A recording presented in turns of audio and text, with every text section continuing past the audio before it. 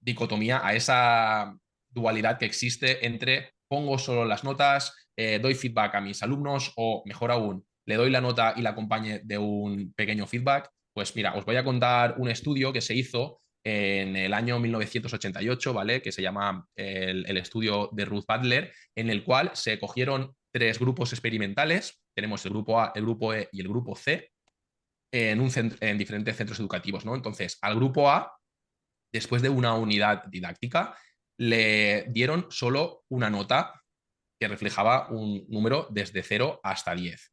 Después, al grupo B le dieron un feedback formativo orientado a la tarea, no específicamente al alumno, sino a cómo debían mejorar esa tarea. Y después el grupo C, el cual acompañaron la nota de un feedback, que es como algunos de nosotros, si hemos sido tutores, pues muchas veces con esa tendencia de no solo voy a ponerle la nota numérica, sino qué es aquello que ha hecho bien o en qué debería mejorar, pues acompañamos esa nota de un pequeño feedback. Pues los resultados, lo que destacaron de ese estudio es que aquellos alumnos que solo recibieron una nota numérica desde 0 hasta 10, la siguiente vez que se les propuso el mismo tipo de prueba, no realizaron ningún tipo de mejora, se mantuvieron estables. Después, aquellos alumnos a los cuales se les hacía un feedback orientado a la tarea obtuvieron la segunda vez que hicieron la misma prueba un 30% de mejora y además mostraron grados altos de motivación porque se veían competentes a la hora de desempeñar mejor su tarea porque se le había indicado en qué debían mejorar y sí que veían esa mejora en ellos mismos. Y después podríamos pensar que el grupo C, que es aquel que recibía las notas más el feedback, pues obtendría pues, lo bueno de las dos partes, ¿no? Sin embargo, los resultados que se obtuvieron es que nota más feedback, los resultados fueron muy similares a los del grupo A los que solo tenían la nota, es decir, que no obtuvieron ningún tipo de mejora. Y esto ocurre porque, aunque les desgranemos el feedback, al final el alumno, como nos pasaba a nosotros cuando éramos pequeñitos, únicamente te fijas en el número, lo comparas con el resto de compañeros o con otros exámenes anteriores y te produce pues un subidón de adrenalina o un bajón o un estrés emocional solo por resumir todos tus aprendizajes que has ido acumulando durante más o menos un mes, vamos a decir, en un único número que va entre el 0 y el 10. Entonces, de aquí sacamos que si queremos evaluar a nuestro alumnado, la mejor forma de hacerlo, como nos dice Neusa Martín, sería pues ofrecer un feedback formativo que realmente fuera acompañado de qué es aquello que el alumno debe de mejorar y una ruta para que con diferentes puntos ellos supieran qué es aquello que han hecho bien, qué es aquello que han hecho mal y cómo mejorarlo para la próxima vez que se enfrenten a esa misma prueba. ¿Vosotros habéis tenido algún tipo de experiencia de este tipo? ¿Lo habéis comprobado en Sí. vuestro centro educativo? Sí, aparte es que cuando ponemos una nota final y damos un feedback, nos estamos saltando uno de los pasos más importantes para generar aprendizaje, que es el saber aprender de un error. Es decir, si nosotros durante ese proceso el alumnado se equivoca o tiene un error, ¿no? Que es totalmente normal, el darle feedback sobre ese error para que pueda mejorar a tiempo antes de esa nota es lo que genera ese aprendizaje. Si yo te digo al final con una nota que la cabeza se te va a ir a la nota, seguro, y te digo, no, pero es que mira, esto en concreto lo puedes haber hecho así, es que no te va a escuchar directamente. Es que es una cuestión de que yo eso lo he visto, que ya directamente, por mucho que le digas que tiene que mejorar algo en concreto, como no lo vas a trabajar en la siguiente evaluación, es que ya le va a dar igual, no se va a generar un aprendizaje real. Entonces, ya simplemente partiendo de ahí, de esa anticipación de los errores y de poder trabajar sobre los errores, ya es que Ujú. ahí tenemos vamos, un escenario donde todos estamos de acuerdo de que nos saltamos un gran paso para aprender. Y sí, sin duda, yo de hecho ahora que estoy muy crítico, ¿no? Conmigo mismo de lo que voy haciendo y los resultados que va teniendo, yo me doy cuenta de que aplico a lo mejor algunos recursos que en un principio tengo buena intención, pero luego acaban ese recurso y digo, ostras, es que esto no lo tenía que haber hecho así porque realmente no has generado ningún aprendizaje o realmente no ha habido ningún feedback hasta que me lo han entregado.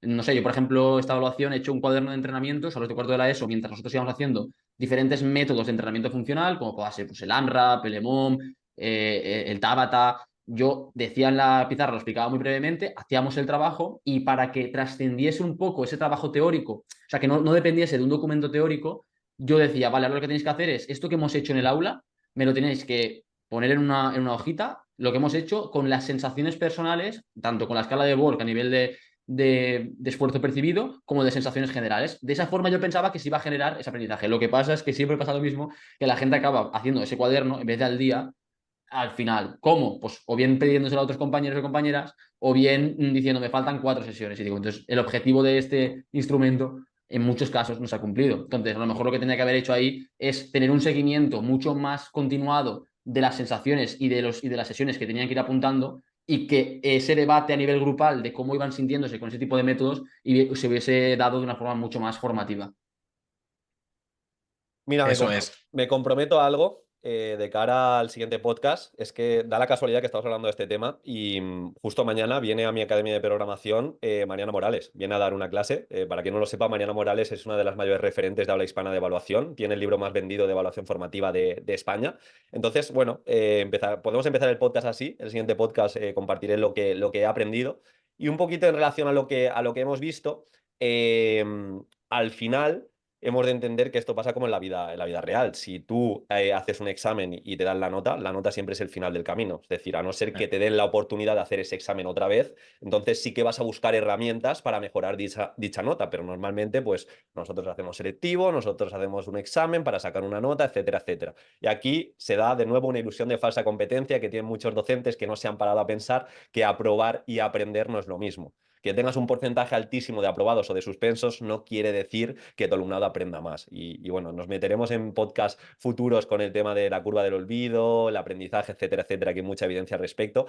Pero por poner un ejemplo concreto, eh, esta frase que a Pepe le encanta, creo que es de Neusa Martí, que dice, evaluar siempre, calificar solo cuando nuestro alumnado esté preparado. Me gusta mucho esta secuencia didáctica, que está muy basada en la evaluación formativa. Imagínate que el producto evaluable es una exposición. Bien, primero lo que hacemos en las primeras sesiones es ese principio de transparencia, acercarle a nuestro alumno, a nuestra alumna, cómo quiero la exposición, lo que van a aprender a hacer, en qué contexto lo pueden aplicar. O sea, total transparencia. No te voy a hacer un examen y te voy a poner la nota. No, no. Vamos a evaluar esto y obviamente va a tener una nota, pero antes de llegar ahí, que es el final, quiero que tengáis muy claro lo que voy a tener en cuenta. Y aquí entraría pues un inicio, un final, vocabulario técnico porque estamos en matemáticas, buenas relaciones y datos estadísticos, etcétera, etcétera. Bien, luego sigue la secuencia didáctica y empiezan a entrenar vocabulario. También dentro de la evaluación formativa está muy unida a ofrecer modelos. Yo le puedo ofrecer un buen modelo de exposición y un mal modelo de exposición para que ellos tengan referencias, porque muchas veces esto pasa en educación física. Vamos a trabajar la frustración. Igual el 20% de la clase no sabe ni lo que es la frustración. Entonces, el ofrecer esos modelos y que lo vean de cómo,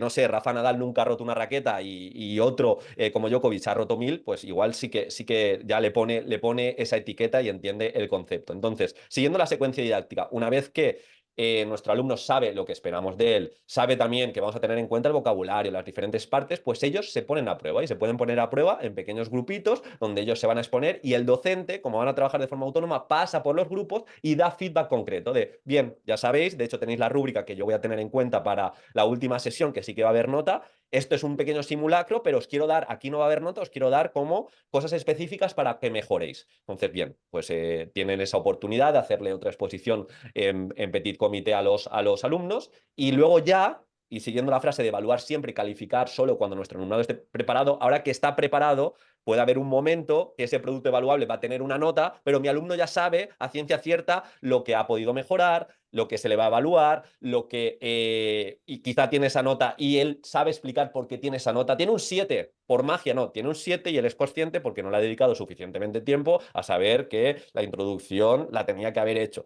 etcétera, etcétera. Entonces, en ese sentido, creo que para darle esa aplicabilidad al estudio que ha marcado Pepe es bastante práctico todo esto. Muy bien. Aquí me había notado yo que la nota, lo que es la nota numérica de 0 hasta 10, en sí misma no es formativa, no produce una mejora en el alumnado porque no te aporta ningún tipo de información sobre cuáles son los pasos a seguir para mejorar.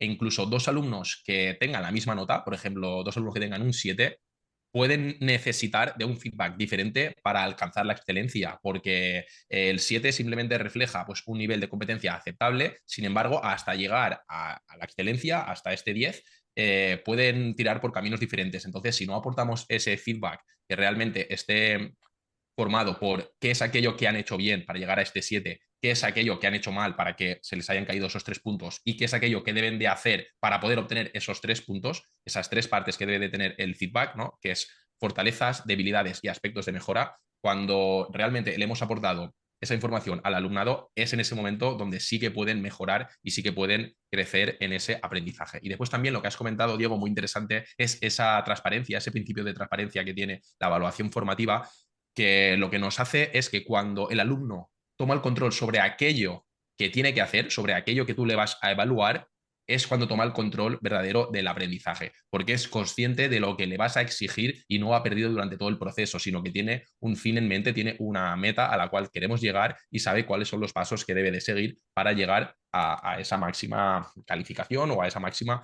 evaluación. Y como nos comentaba Ángel Pérez Cuello, al final, a través del feedback, lo que conseguimos es expandir esa zona de desarrollo próximo que nos comentaba Vygotsky, que al final es dónde nos encontramos ahora y dónde queremos llegar. Si tú terminas la unidad didáctica o la situación de aprendizaje y simplemente calificas con una nota numérica, al final el alumno no es capaz de progresar, no sabe qué debe de hacer para mejorar, se va a quedar estancado en ese contenido o en esas habilidades motrices y no va a ser capaz de expandir su zona de desarrollo próximo. Sin embargo, si le ofrecemos los pasos que debe de seguir una hoja de ruta, que debes de mejorar esto, esto y esto, has hecho muy bien, todo esto otro debes de replicarlo, pero ten en cuenta estos 3 aspectos para conseguir llevar al máximo tu aprendizaje. En ese sentido, sí que obtendremos una evolución en el alumnado y poco a poco serán mejores pues, a nivel competencial, que es lo que buscamos al final en todas las áreas, pero concretamente en el área de educación física. Y ya para terminar, si os parece, antes